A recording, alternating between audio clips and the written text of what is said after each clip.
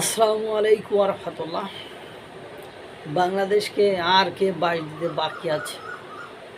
যে আশা ভরসা, আশা আকাঙ্ক্ষা নিয়ে বাংলার জনগণ, সাধারণ জনগণ মেটিকুলাস ডিজাইন এর পাল্লায় পড়ে, বুঝতে না পড়ে, ষড়যন্ত্রের মধ্যে পড়ে আপনার ডক্টর ইউনূসকে, অর্থনীতিবিদ, শান্তিতে নোবেল পুরস্কার বিজয়ী, মানে বাংলাদেশের ভাগ্য আকাশে নতুন সূর্য, নতুন আলো মানে দেখবে, বাংলাদেশের মানুষ সুখের সাগরে ভেসে যাবে, এই আশা আকাঙ্ক্ষা নিয়ে ডক্টর ইউনূসকে ক্ষমতায় বসিয়েছিলেন।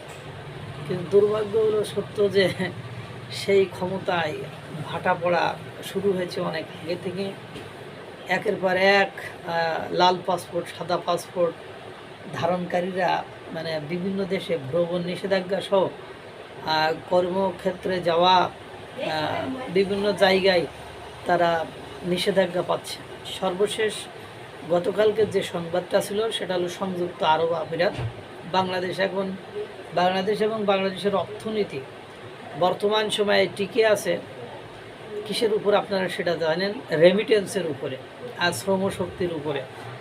যে বিদেশে বাংলাদেশের কি পরিমাণ শ্রমিকরা যায় সেটা বলার অপেক্ষা রাখে না। এই শ্রমিকরা বিদেশ থেকে আয় রোজগার করে বাংলাদেশের যে রেমিটেন্স পাঠায়, সেই রেমিটেন্সের কারণেই বাংলাদেশের অর্থনীতি এখনও টিকে আছে। নতুবা বাংলাদেশের অর্থনীতি এতদিন ক্লপস হয়ে যেত, ভেঙে পড়তো, বাংলাদেশ অর্থনৈতিক মন্দা এর ভেতরে পড়তো, দুর্ভিক্ষের ভেতরে পড়ে যেত, এরকম একটা অবস্থা।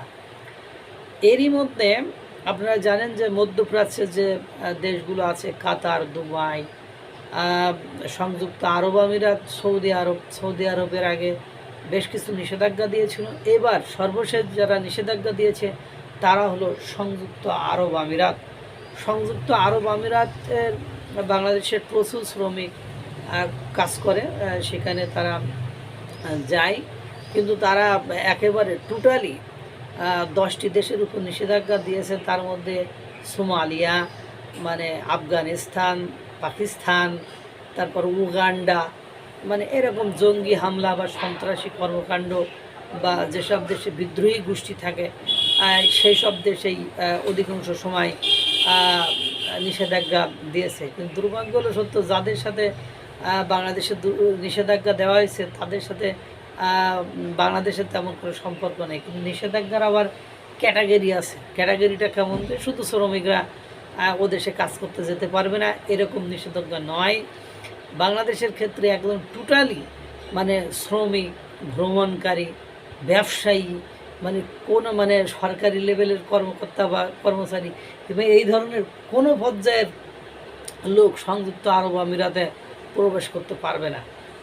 এরপরে দেখবেন আরও কোন কোন দেশ নিষেধাজ্ঞা দেয়, কারণ বিশ্বের অনেক উন্নত দেশও বিভিন্নভাবে বাংলাদেশের উপরে চাপ সৃষ্টি করেছে যাতে ইনক্লুসিভ নির্বাচন হয়, অর্থাৎ অন্তর্ভুক্তমূলক নির্বাচন হয়, সেখানে আওয়ামী লীগ নির্বাচনে অংশ নিতে পারে। কিন্তু বাংলাদেশের অনেকে এটা উপেক্ষা করার কারণে আপনার সরাসরি না হলেও দেখা যায় ভ্রমণ নিষেধাজ্ঞা, পর্যটন নিষেধাজ্ঞা, তারপরে ওয়ার্ক পারমিট বন্ধ করা সংযুক্ত আরব আমিরাতের মতো আরও অনেক ঘটনাই ঘটাইতে পারে। আল্লাহ তাআলা সকলকে ভালো রাখুক, সুস্থ রাখুক। আসসালামু আলাইকুম ওয়া রাহমাতুল্লাহ।